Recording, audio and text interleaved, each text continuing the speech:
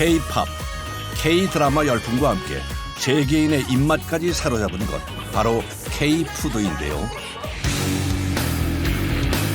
추위가 시작되면 더 바빠진다는 곳, 농수산물 중 해외 수출 1위 식품, 김을 채취하는 양식장입니다. 바다 위에서의 작업은 늘 긴장의 연속. 깍지 잘못하면 물에 빠져버리니까. 밀려드는 주문으로 바쁘다는 곳, 떡공장. 정성스러운 손맛으로 만들어지는 떡 역시 수출 인기 상품이라는데요. 지금 한류 열풍을 타고 호기심으로 먹다가 지금은 맛이 좋으니까 이제는 자주 찾는 제품이 되었습니다. 최근 5년간 수출 증가세를 보이고 있는 김치. 이 공장에서 하루 사용되는 배추의 양만 20톤이랍니다. 한 통의 배추 양으로 보면은 한 4톤 정도. 건강 발효식품으로 입소문이 나면서 주문량이 더욱 늘고 있다는데요. 뿌듯하지요. 한국에도 음식을 잘 먹어주니까. 세계로 뻗어나가고 있는 한국의 맛, K-푸드 제조 현장을 들여다봅니다.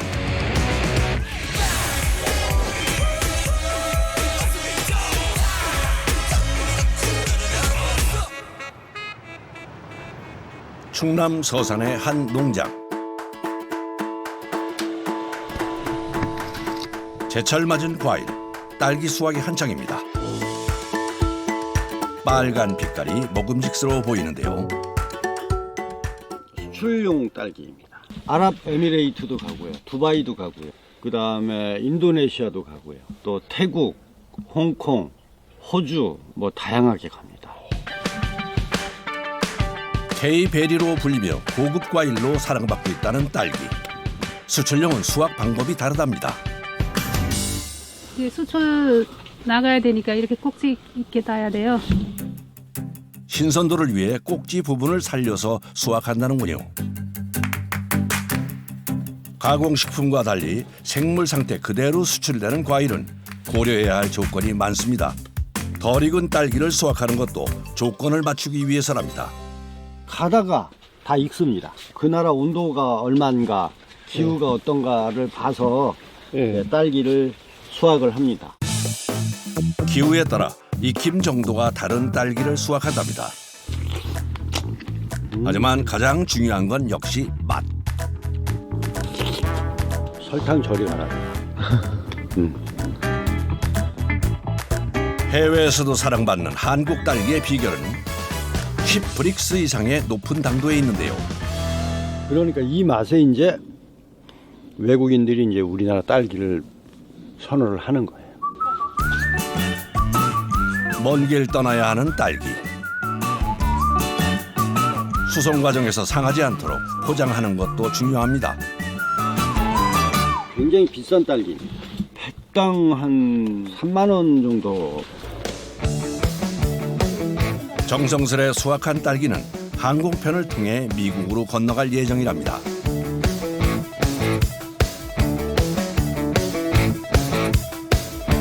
맛과 건강을 위한 음식으로 인정받으며 수출 상승세를 이어온 K-푸드. 특히 발효식품으로 알려지면서 많은 관심을 받고 있는 음식 김치입니다. 김치를 처음 맛본 이들은 다양한 반응을 보이는데요.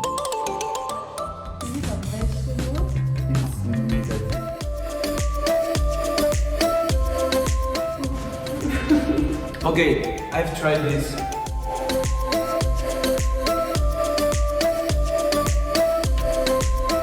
Oh, I told you it was sweet.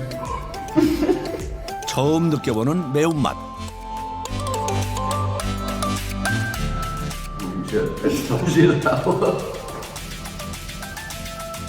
But it's good. So good. For kimchi. I love it really.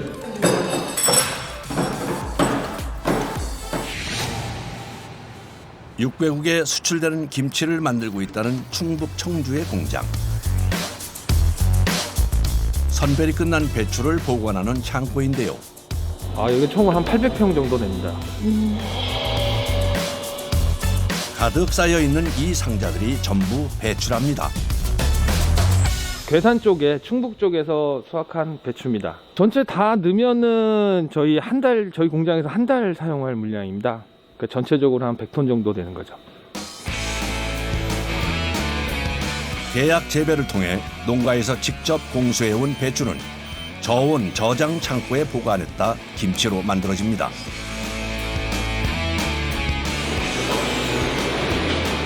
공장 안으로 옮겨진 배추는 잘라주는 이절 단계를 거치는데요. 그런데 배추가 담긴 상자를 옮기는 작업은 사람이 아닌 로봇 팔이 대신하고 있네요. 예전에는 사람이 빅박스 하나하나 다 쏟아가면서 하루 종일 작업을 하다 보니까 많은 사람들이 한 곳만 일하고 그만두고 하기 사람 구하기 힘들어서 비용은 비싸지만 사람 좀 편의성을 위해서 지금 장비를 도입하게 됐습니다. 배추가 담긴 상자의 무게는 약 20kg. 로봇 팔이 무거운 배추 운반을 대신해주면서 작업이 조금 수월해졌답니다. 하지만 운반된 배추를 잘라주기 위해 이절 기계로 보내는 일은 작업자들의 몫인데요. 라인 중앙에 정확하게 올리기 위해서는 배추를 힘주어 내려놓는 기술이 필요합니다. 정확히 절반으로 잘려나온 배추. 이절 작업이 끝나고 나면 이동식 벨트를 타고 절임실로 향합니다. 배추를 차곡차곡 쌓아주는데요. 직사형의 커다란 통 안이 배추로 가득 찼습니다. 10통 절일 거예요. 한 통이면은 한 4톤 정도 나오거든요. 그럼 한 40톤 절여하는 거예요? 예. 통 하나당 절일 수 있는 배추의 양은 약 4톤. 10개의 절임통에 배추를 채우는데요. 40톤의 배추를 한 번에 절여야 하니 잠시 쉴 틈 없이 작업이 이어집니다. 힘들긴 해요. 그걸 다 취급하기에는. 그렇지만 어쨌든 또 소비자 만족을 위해서 열심히 하고 있습니다. 끊임없이 밀려드는 배추로 절임통 안을 채우는 반복 작업.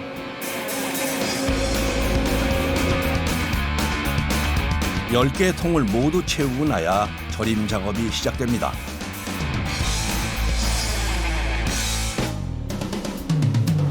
배추로 가득 채워진 수조 위로 철제로 만들어진 커다란 판이 올려지는데요. 띄우자. 자, 밀어봐. 오케이. 물을 넣게 되면은 이 배추가 가볍기 때문에 올라오거든요. 그 올라오는 걸 방지하고 또 물을 채웠을 때에 전체적으로 이 누름판에 의해서 배추가 전체적으로 물에 잠길 수가 있거든요. 지금 소금물이 올라오고 있어요. 김치의 맛을 결정하는 기본은 절임. 약 8에서 10%의 염수에 저염 절임을 하고 있는데요. 이틀 절임하기도 하고 하루 절임하기도 해요. 보통 하루 절임합니다. 일정한 맛과 품질을 유지할 수 있도록 18시간에서 24시간의 절임 시간을 갖는답니다.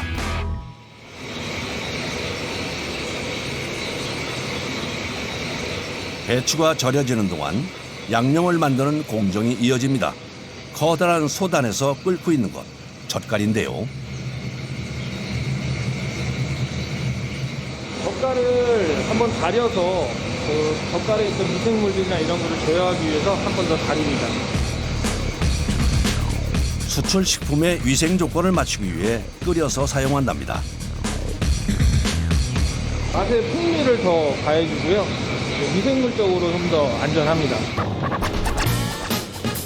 해외로 가기 위해서는 장시간 이동을 해야 하다 보니 그 사이 김치 맛이 변하지 않도록 양념 제조부터 신경을 써야 하는데요. 하지만 전통 김치 맛은 유지할 수 있도록 육수와 젓갈, 고춧가루와 다진 양념 등 필수 재료는 빼놓지 않고 사용합니다. 예전에는 현지식에 대한 입맛을 많이 맞췄는데 외국 분들이 한국에 들어와서 본연의 김치 맛을 접한 분들이 많이 있습니다. 그래서 현지에 돌아가셔도 그런 맛을 찾기 때문에 고유의 한국적인 김치 맛을 좀 더 중점을 둬서 제조를 하고 있습니다.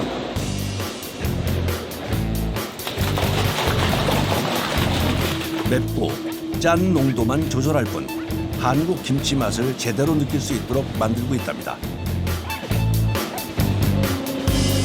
이렇게 양념이 만들어지는 사이 하루 꼬박 염수에 담가놨던 배추 절임이 끝났습니다. 말랑말랑하잖아요. 절임 잘 되면 말랑말랑해요. 양념이 맛있게 배도록 잘 절여졌네요. 너무 절여서 짜서도 안 되고 덜 절여지면 간이 배이지 않기 때문에 절임은 가장 중요한 김치의 기본이죠. 손 안 시켜오세요. 참아야지 이거. 절임통 하나당 들어있는 약 4톤의 배추. 한 통을 비워내는 데에만 많은 시간이 소요되는데요. 끝난 거예요? 아니요. 다음 거 가야죠. 이거 다 해야 돼요. 8개 다 해야 돼, 작업. 자동화 시설이 갖춰져 있지만 사람의 손으로 이루어지는 공정. 절임을 끝낸 배추는 세척실로 향합니다. 세척 전 배추를 다듬는 작업을 해주는데요.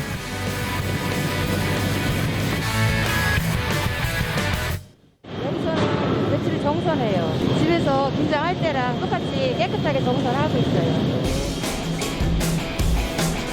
뿌리와 상한 잎을 제거해주는 작업. 일일이 눈으로 확인하고 칼로 잘라줍니다.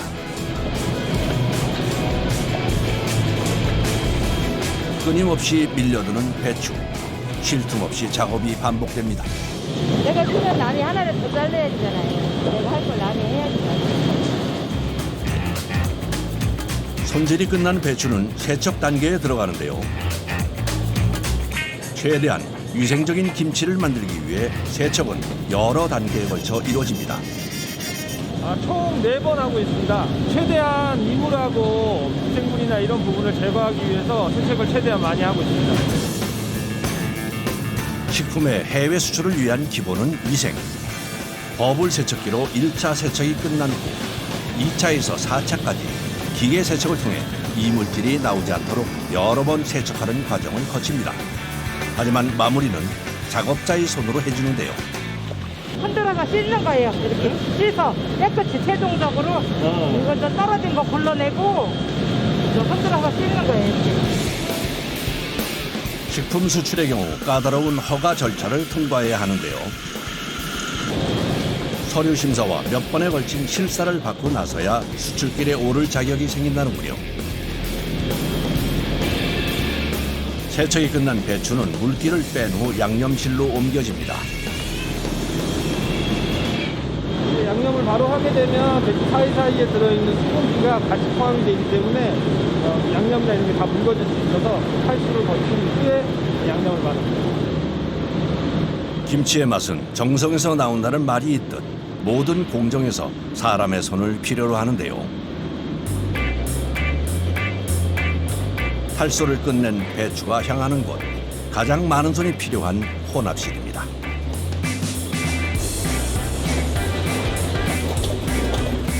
미리 만들어 놓은 양념을 절임 배추에 버무려야 하는 작업. 배추 속에 균일하게 양념을 넣어야 하는데요. 빨리 하고 많이 하고 달리는 것보다 손이 덜 아파요. 대량 생산되는 김치의 맛을 일정하게 만들기 위해 도입된 양념 공급기. 일정한 양의 양념이 자동으로 나와 배추 속을 채워넣는 방식으로 작업이 진행됩니다. 한 겹 한 겹 속으로 넣어주니까 골고루 넣어주니까 일정하게 들어가는 것 같아요. 하루 꼬박 소금물에 절여낸 배추에 빨간 양념을 입혀 만들어내는 김치. 속까지 골고루 양념에 버무려진 김치는 이동 벨트를 타고 다음 과정으로 넘어갑니다.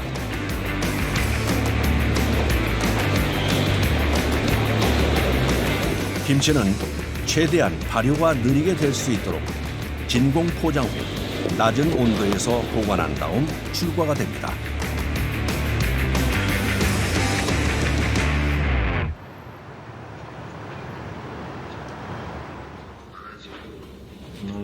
김치가 해외에서 사랑받는 이유는 뭘까요? 요즘에 판매는 어떠세요? 그 매장. 건강한 식품이라는 것이 이제 소비자들한테 확산되고 있고요. 약간은 특별한 식품을 먹을 때 김치를 가지고 먹는다 하는 그런 식문화가 확산되고 있기 때문에 김치가 많이 또 확산되고 발전될 것으로 예상이 되고 있습니다. 코로나19 이후 건강에 대한 관심이 늘면서 발효식품 김치의 수요도 증가했는데요. 하지만 수출 초기에는 판로 개척이 쉽지 않았답니다. 저희가 김치를 가져갔을 때 참으로 힘들었어요. 이제 알려주지도 않고 그 맛에 이제 푸는 순간 냄새가 많이 나기 때문에 사람들이 가까이 오지를 않았어요. 해외 시장에서 한국의 맛을 선보이는 자리에 여러 번 소개가 됐던 김치. 특유의 맛과 향 때문에 호불호가 갈리던 음식이었지만 이제는 한국 하면 떠오르는 대표 건강식품이 됐습니다. 한국의 정서, 트렌드를 다 합친 그런 김치를 만들고 그걸 이제 홍보하다 보니까 현지에서 흥미롭게 반응을 가지고 있더라고요. 배추김치에 이어 해외 수출 문의가 늘었다는 김치가 있는데요. 팔을 버무려 만드는 파김치입니다. 씻는 건 다 손으로 씻어야죠. 눈으로 보면서 씻어야 되니까 꼼꼼하게 씻어야 돼서 기계로는 안 돼요. 기계 세척이 가능한 배추와는 달리 사람의 손으로 일일이 씻어줘야 하는 쪽파. 이물질 제거는 물론 상한 부위를 손질하는 것도 세척 과정에서 이루어집니다. 떡잎 지저분한 게 있으면 그 떼내야지. 여러 번에 걸친 손 세척을 거치고 난 후 물기를 빼낸 파에 양념을 버무려 주는데요.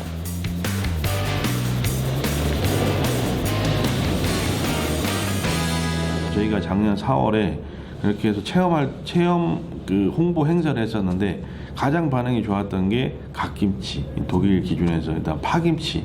그 갓김치의 알싸한 맛이 일단 독일 사람 입맛에 굉장히 잘 맞았다고 볼 수 있죠.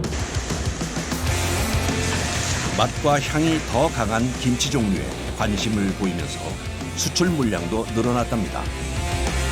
맛있는 파김치가 나옵니다.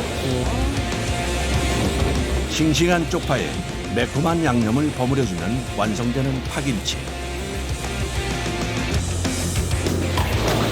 톡 쏘는 알싸한 맛의 갓 역시 세척 후 양념에 버무려내면 되는데요.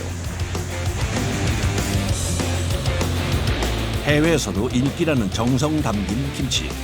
작업자들도 보람을 느끼겠죠.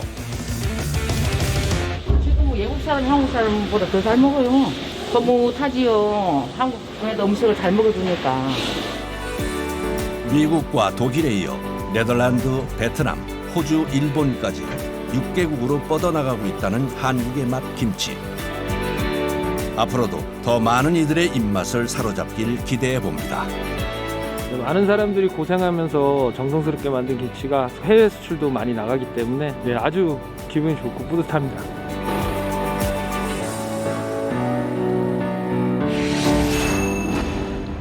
수출 효자로 인정받는 K푸드.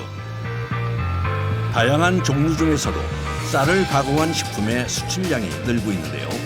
전통 떡도 그중 하나죠. 아침 9시부터는 한 5시까지 만들어요.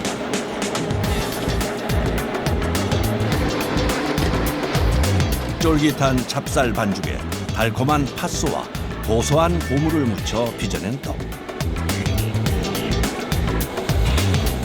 쫀득한 식감과 맛에 주문량도 점차 늘고 있답니다. 일단은 뭐 떡 제품에 대해서 생소했지만 지금 한류 열풍을 타고 호기심으로 먹다가 지금은 맛이 좋으니까 이제는 자주 찾는 제품이 되었습니다.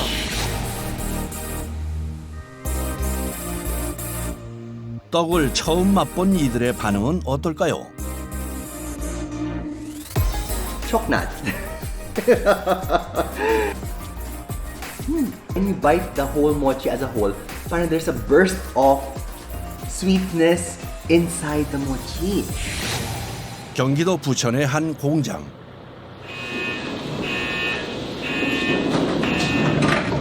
이른 아침부터 묵직한 포대들을 싣고 나타났습니다. 이게 다 쌀인가요? 이거 오늘 100포 넣어야 되거든요. 2톤 정도 하니까 10kg짜리 100개 정도 들어가요. 하루 사용되는 쌀이 약 2톤. 쌀 포대를 들어 옮기고 세척을 위해 쏟아붓는 것만 해도 한참이 걸립니다. 2시간 정도 씻으면 되거든요. 자동으로 세척됩니다. 세척과 불리는 과정이 끝나고 나면 분쇄기에 곱게 갈아 쌀가루로 만들어주는데요. 어떻게 분쇄하느냐에 따라서 떡이 뭐 찰지고 안 찰지고 막 부러지고 이런 게 있어가지고 이것도 어떻게 보면 저희만의 기술입니다. 떡의 종류에 따라 가루 입자 크기를 정해 분쇄 과정을 거치는데 가루가 뭉치지 않도록 해줍니다. 분쇄한 가루는 스팀 교반기로 옮겨주는데요. 수증기로 쪄준 후 떡 반죽으로 만들기 위해서입니다. 70 한 5kg 정도 들어가요. 거의 한 가마니가 들어가겠어요? 네. 묵직한 뚜껑을 닫아 고온의 압력으로 쪄주는데요. 압력밥솥이라고 보시면 되는데 요거를 압력을 줘가지고 15분 찌고 15분 뜸을 들입니다. 그래가지고 이제 뜸이 빠지면 그때 이제 다시 이제 뚜껑을 열어가지고 작업을 해요.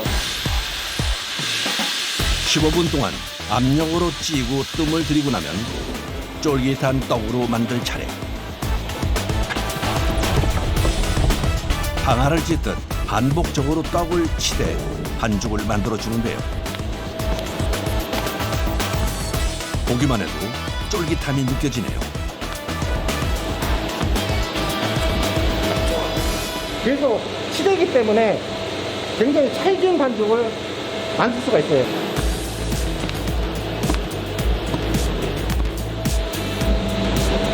뜨겁게 쪄낸 후 떡반죽을 만들 때 꼭 필요하다는 기구, 대형 선풍기입니다. 선풍기로 바람을 쐬어줘야 쫄깃한 반죽이 된다는군요. 수분을 좀 날려주기 때문에 수분을 날려주면은 지금보다 더 쫀득쫀득하고 찰진 반죽이 만들어집니다. 쌀가루를 찌고 치대서 떡반죽으로 만드는 데까지 걸리는 시간 약 1시간. 반죽을 만드는 데 기계의 힘을 빌렸다면 반죽을 꺼내는 데는 사람의 힘과 기술이 필요합니다. 반죽은 꼭 사람의 손으로 빼내야 한다는데요. 많이 힘듭니다.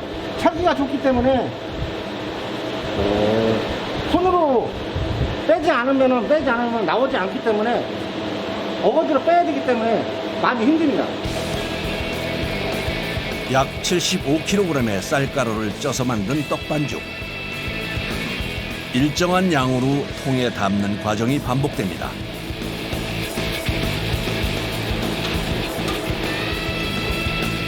스팀 교반기에서 빼낸 반죽은 냉장실로 옮겨지는데요.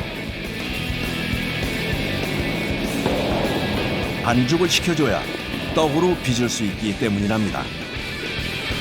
이게 찹쌀이라 워낙 찰기가 좋아서 이 상태로 다 달라붙어 버리거든요. 이런 상태에서는 성형이 안 되기 때문에 저희가 이걸 한번 식혀가지고 완전히 어느 정도 묻힌 다음에 그 다음에 이제 저쪽으로 가서 성형을 해요.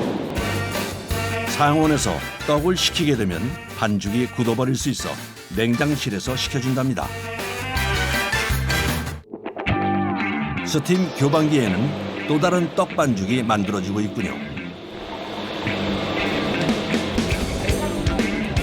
붉은 빛깔에 다양한 재료가 들어간 반죽. 못난 떡. 풍미가 들어간 반죽에 각종 견과류가 들어가 씹히는 맛이 좋다는 못난이 떡. 반죽 과정이 끝나면 역시 떡을 손으로 일일이 꺼내 통에 담습니다. 매일 이렇게 만들어낸 반죽으로 떡을 빚어낸다는 작업자들. 이 떡 공장에서는 미국, 호주, 중국, 캐나다 4개국에 약 20가지의 종류의 떡을 수출하고 있다는데요. 외국인들이 느끼기에 색다른데 맛있어서 그래서 그런 매력이 있지 않나 싶습니다. 떡반죽을 어느 정도 식혀준 뒤 모양을 잡아주는 성형에 들어가는데요. 반죽을 성형기에 올려주면 나오는 떡. 이건 무슨 떡인가요? 전통떡 오메기떡, 수출용 오메기떡 만들고 있습니다. 쫀득한 차조 반죽에 팥 앙금을 듬뿍 넣은 후 팥고물을 묻혀 빚어내는 오메기떡. 공장에서 생산하는 상품 중 특별한 의미가 담긴 떡이라는데요. 오메기떡을 처음 수출했죠. 오메기떡이 제일 처음에 우리가 만들기 시작해가지고요. 회사가 떡이 많이 나가게 됐습니다. 떡 공장의 수출 효자 상품 오메기떡. 20가지의 종류 중 매출 순위 1, 2위를 다투는 떡입니다. 많이 할 때는 막 2만 원, 3만 원도 하고요. 좀 덜해서 15,000개? 그 정도? 인기가 많아 생산량이 많지만 그만큼 손이 많이 가는 떡이기도 한데요. 팥고물을 묻혀주는 것은 꼭 사람 손으로 해줘야 하기 때문이죠.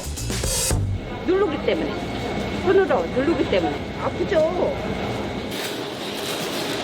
손으로 눌러 팥고물까지 입혀준 오메기떡. 만드는 과정은 번거롭지만 그만큼 보람도 큰 제품이랍니다. 요새 뭐 수출 나가니까 미국도 보람이 있죠. 이쁘게 만들었잖아요. 완성된 오메기떡은 하나씩 개별 포장을 해주는데요. 이렇게 해줘야 팥고물이 떨어지지 않아 맛있게 즐길 수 있답니다. 포장된 떡이 향하는 곳은 냉동실입니다. 급냉을 해야지 해동할 때 잘 해동이 됩니다. 자연 해동으로 한 30분 정도 꺼내놓으면 말랑말랑해집니다. 상온에서 굳어지기 쉬운 떡을 생산 즉시 급냉시켜 장시간의 이동을 하더라도 해동 후 쫀득한 떡 맛을 느낄 수 있도록 하고 있습니다. 자동화 기기를 통해 쌀을 찌고 반죽하는 떡이 있는 반면 시루에 떡을 쪄내는 방식으로 만들어내는 전통 떡도 있습니다. 전통적으로 내려오는 전통떡을 취급하고 있고요. 그 제품들을 수출할 수 있게끔 계속 노력해서 제품을 만들고 있습니다. 수출을 목표로 만들고 있는 전통떡. 지금 찰흑미, 찰밥 만들고 있어요. 찹쌀과 찰흑미, 찰수수를 고슬고슬하게 쪄낸 후 팥, 밤, 은행, 대추, 잣 등을 섞어 만드는 찰밥떡. 재료들이 어우러질 수 있도록 잘 섞어주는데요. 그냥 먹어도 맛있을 것 같은 영양 찰밥. 재료를 섞어준 밥을 다시 한번 찜기에 고루 넣어 펴줍니다. 중간중간 손으로 틈을 만들어주는데요. 열이 잘 올라오게요. 스팀이 잘 올라오게. 갓 쪄낸 밥을 손으로 섞고 다시 퍼담는 일을 반복하는 작업자. 안 뜨겁습니다. 장갑 끼고 하니까 별로 안 뜨겁더라고요. 고루 잘 섞은 찰밥을 다시 찜기에 올려줍니다. 이미 한 번 익혀줬는데 또다시 찌는 이유는 뭘까요? 한 번에 찌면 떡이 좀 뻣뻣해서 두 번에 나눠 찌면 좀 부드러워지면서 좀 맛있어집니다. 재료들이 어우러져 부드럽게 뭉쳐질 수 있도록 두 번에 나눠 쪄준답니다. 이렇게 완성된 찰밥떡. 색깔도 잘 나오고 이렇게 맛있게 잘 나온 것 같아서 기분이 너무 좋습니다. 두 번에 걸쳐 쪄낸 찰밥은 다시 한번 잘 섞은 후 사각판으로 옮겨주는데요. 한 끼 식사로도 손색 없을 영양 가득한 떡이네요.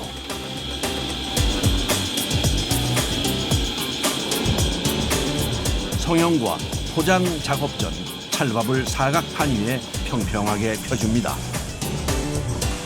아, 이거 고르게 펴줘야지 그 떡을 짤 때 구람수가 나오거든요. 이게.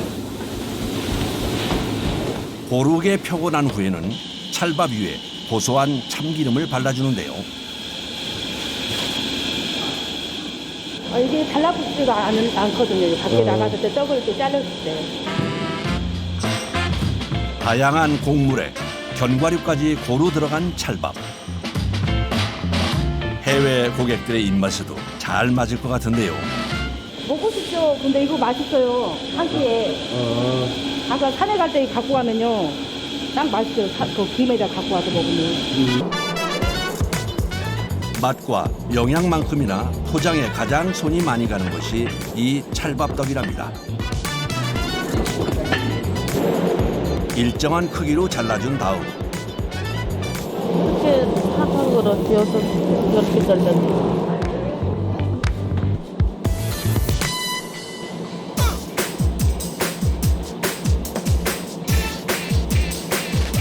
한입 크기로 자르는 것만 기계 힘을 빌릴 뿐 나머지 공정은 모두 작업자들의 손으로 이루어지는데요. 아, 이게 손이 제일 많이 갑니다. 이게 기계로 할 수가 없어서요. 그런데 작업 중 찰밥 일부를 한 곳에 모아둡니다. 이유가 뭔가요? 규격이 안 맞아가지고 세기 처분했거든요. 이거. 아깝지 않아요? 아까운데 어쩔 수 없죠. 한입 크기로 자른 찰밥은 일정한 간격을 두고 포장 라인에 올려놓는데요. 매일 하잖아 이게. 그게 자연적으로 이렇게 돼요. 언니가 또 손이 맞으니까. 손이 안 맞으면 안 되거든요. 분량을 줄이고 속도를 높이기 위해선 작업자들 간 호흡도 중요하죠. 국내에 유통되는 떡 중 인기 품목이다 보니 그만큼 생산량이 많은데요. 목표 수량을 채우기 위해 작업자들의 손이 바빠집니다. 물량이 잘 나가거든요. 인기가 좋아서 그 물량을 내려면 빨리 해야 돼요. 찰밥떡 역시 해외에서도 즐겨 찾는 떡이 되면 좋겠네요. 이른 아침부터 시작된 떡 공장의 하루. 정성으로 찌고 빚어낸 떡들은 국내뿐 아니라 해외 소비자들에게 향하는데요. 떡 만들 때는 사실 많이 힘들고 고생해서 참 힘들다 생각이 드는데 저렇게 보내고 나면은 뿌듯해가지고 힘든 게 싹 사라져요. 더 다양하고 맛있는 한국 전통 맛이 세계에 전해지길 바랍니다.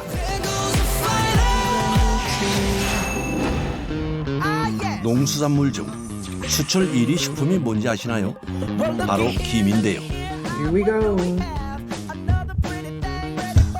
해조류를 먹는 것에 생소해하던 이들의 김 시식 도전.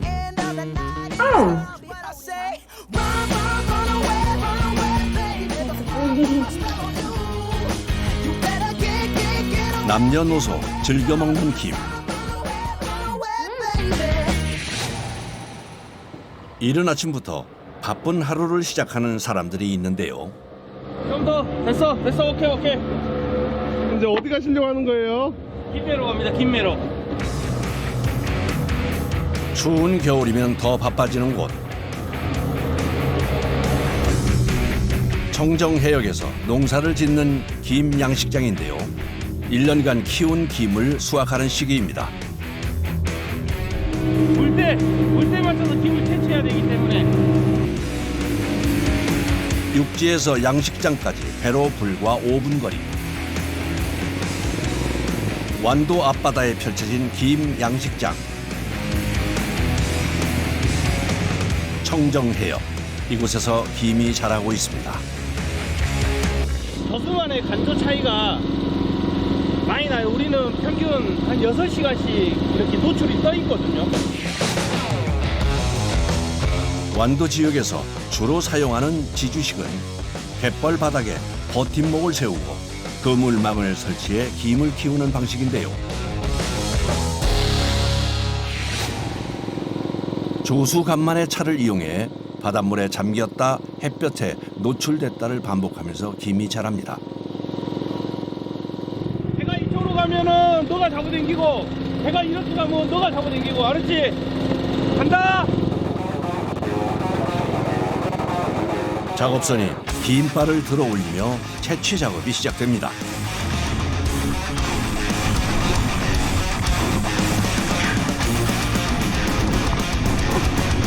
긴발을 배에 설치된 채취기로 올리면 붙어있는 김을 훑어내는 작업 방식. 1년 내 자란 김이 한 곳에 모입니다. 김 좋네요. 설탕을 안 쳐도 김이 달아요, 달아. 그래서 이 방식을 많이 선호를 하죠. 근데 이제 일은 엄청 힘들어요. 정말 힘들어요. 배나무 말뚝 사이로 기다랗게 이어진 긴발을 훑으면서 진행되는 채취 작업. 긴발이 제대로 올라오도록 손으로 계속 끌어올려줍니다. 양은 전체적으로 했을 때 우리가 40m에 한 대인데 아마 오늘 한 400대 가까이 채취를 해야 돼요. 배두대로. 김 양식장의 위험 요소는 바로 말뚝에 연결된 줄. 줄에 걸려 사고가 생길 수도 있는데요. 깍지 잘못하면 물에 빠져버리니까 다치면 안 돼요. 일단 사람 다치면 안 되고. 긴발을 연결해 놓은 줄이 장애물로 변하는 순간 큰 사고로 이어질 수 있기 때문에 늘 주의를 해야 합니다. 우리도 운전하면서도 우리 순간 들어가고요.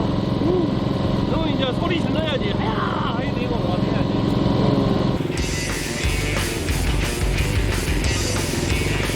잘하네. 첫 번째 긴발 채취가 순탄하게 이어지던 순간 배 앞머리에 줄이 걸려버렸습니다.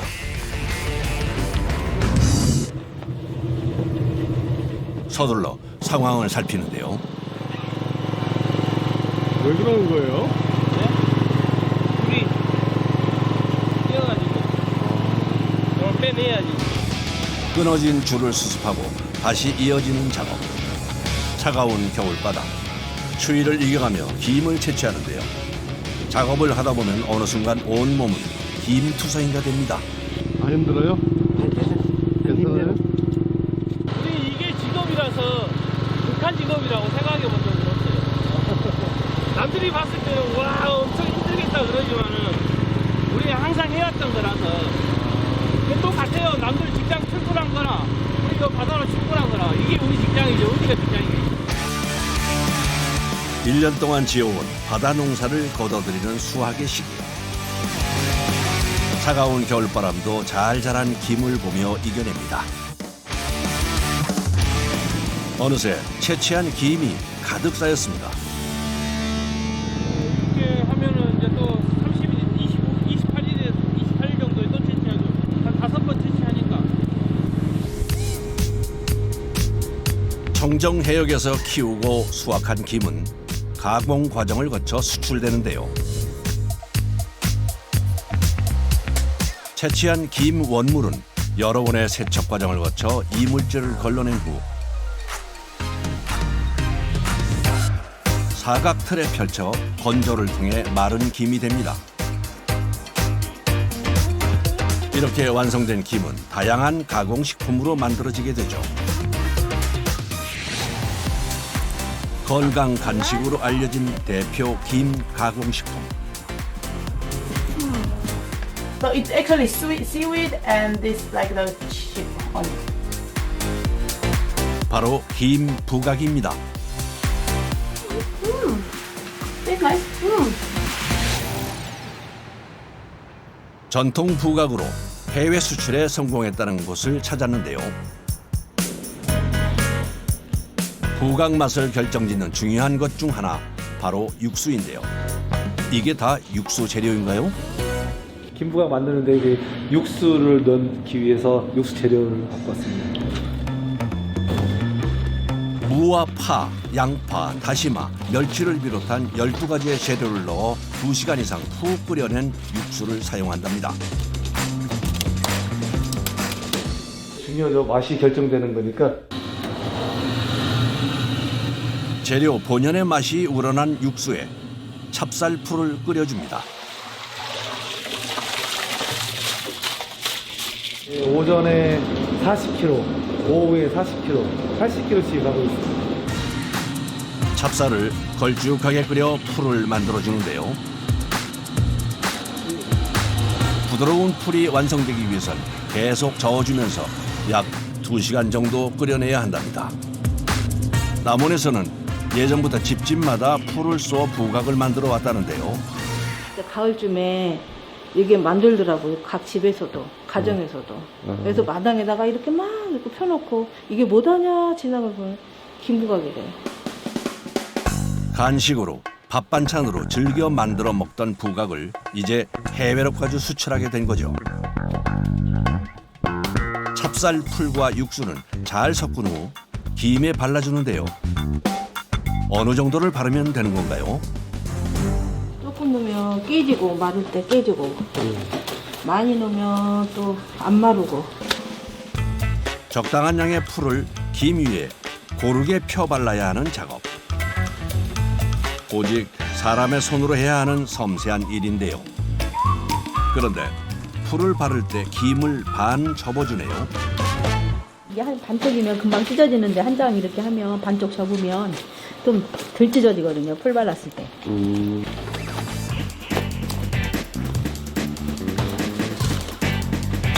단순 반복되는 작업이지만 나름의 기술이 필요합니다. 반장님이 하루에 4,000장 바르죠. 저는 한 3,500장인가 받은 것 같아요. 하루 종일 이렇게 하고만 있으니까 속도도 안 됐어요. 없겠어. 당연히 될 수밖에 없는 것 같아요. 부각을 만드는 공정 중 가장 손이 많이 가는 찹쌀풀 바르기.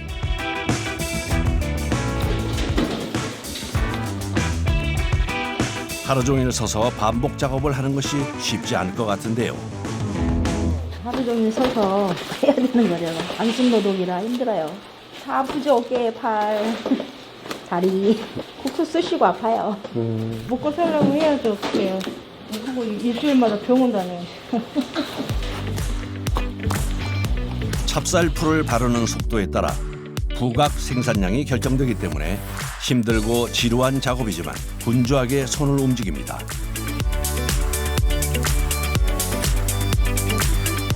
풀 바르는 작업이 끝나고 나면 건조에 들어가는데요. 16시간 정도 말려야 돼요. 쌀풀이 들어가가지고 마르는데 시간이 좀 걸려요. 풀을 바르는 것만큼이나 중요한 건조 과정. 찹쌀풀이 김과 잘 어우러져 건조가 돼야 맛있는 부각이 될 수 있는데요. 16시간 경과 후 건조 상태는 어떨까요? 수분 없이 잘 마른 것 같네요. 이거 이렇게 딱 떴잖아요. 다 김이요. 그럼 잘 말린 거예요. 밥 반찬도 되고 간식거리도 되고. 전통 방식 그대로 풀을 끓이고 발라 만들어낸 부각. 한국을 넘어 해외로까지 수출되는 것에 대해 직원들은 어떻게 생각할까요? 자부심 느끼죠. 내가 만든 것이 물 건너 바다 건너. 좋지요. 저희 나라 제품이 외국에까지 나간다고 생각하면. 건조시킨 부각은 그대로 사용하기도 하지만 한 입 크기로 잘라 사용하기도 합니다. 조각튀김이라고 해서 조각을 튀겨서 이제 수출하기도 하고 국내 유통하기도 하고 이렇게 하고 있습니다. 먹기 좋게 한 입 크기로 자른 부각을 기름에 튀겨주는데요. 과자를 대신할 간식이나 미용을 위한 건강식품으로도 많이 찾는다는군요. 이게 꺼내서 바로바로 먹을 수 있기 때문에 너무 편하잖아요.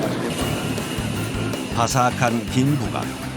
더 맛있게 즐기는 방법이 있답니다. 이 가루는 뭔가요? 이건 갈릭맛 시즈닝. 여러 사람들이 부각도 참 맛있지만 시즈닝도 많이 좋아하기 때문에 애기들이나 이런 간식용으로 만들기 위해 만든 거예요. 갓 튀겨낸 부각에 양념 가루를 추가해 옷을 입혀주면 다양한 부각의 맛을 즐길 수 있는데요. 최근 마늘, 칠리 등 새로운 맛을 찾는 수출 의뢰도 늘어나고 있답니다.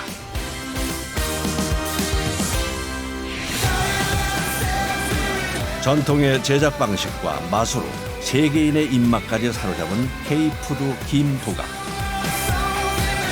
앞으로 더 맛있는 활약을 기대해 봅니다.